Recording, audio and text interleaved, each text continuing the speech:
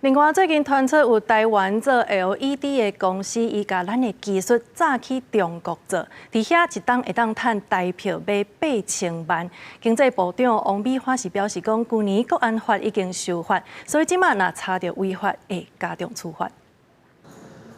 为降低大排量 ID 机房智能系统生产制造全部的服务到智能系统整合，每一间科技产业拢出招。台湾先进技术甲高科技人才牵国际大厂一手。最近传出中国发展半导体产业，当今学台湾的工程师甚至有 LED 上市副总，带技术都靠中国，年薪差不多是台票8000万。我们在去年的时候有修改这个台湾的国安法那针对台湾的关键技术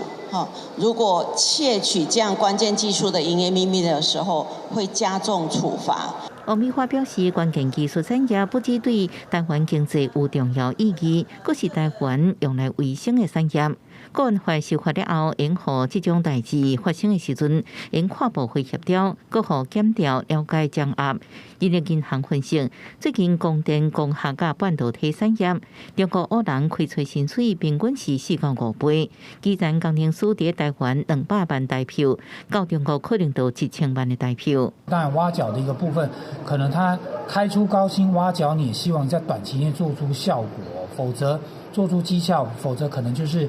只有把你资遣的一个途径哦。专家分析，中国产业相对隆盛，希望学人应将规个团队甲制定模式拢带走。不过同时希望人才短期内就应做出成绩，若无到当地，最后也可能真做台流。虽然半导体产业制定复杂，较袂受影响，不过依然呼吁国内企业竞业条款要更较严格。记者综合报道。